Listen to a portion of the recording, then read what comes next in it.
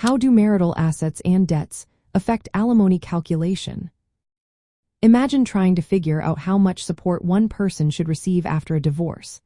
The numbers involved can be quite complex, especially when it comes to assets and debts. When a couple divorces, the court looks at what they owned and owed during the marriage to decide on alimony, also called spousal support. These financial details help the court see what each person has and what they might need to live comfortably after the divorce. Marital assets are things like houses, savings accounts, investments, and retirement funds that were acquired during the marriage. If one spouse owns property before marriage or received gifts or inheritance, those are usually considered separate assets and are treated differently.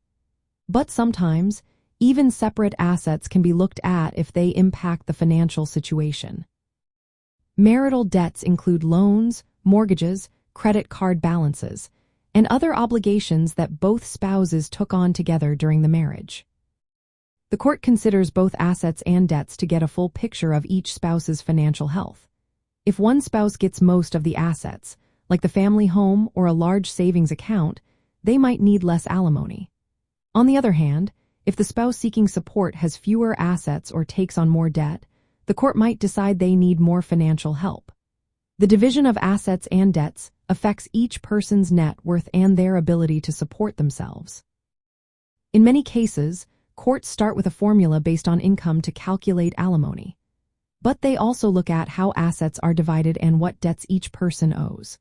For example, if the paying spouse has a lot of debt, their disposable income might be lower, which could reduce the amount of alimony they pay. Conversely, if the recipient spouse has fewer assets, they might get a higher or longer support award to help maintain their standard of living. Longer marriages often lead to larger asset divisions and longer alimony payments. Courts may award a bigger share of assets to the lower-earning spouse to help them stay financially stable. If one spouse's earning capacity is limited because they relied on the other spouse's income, the court might consider that when deciding how much alimony to award.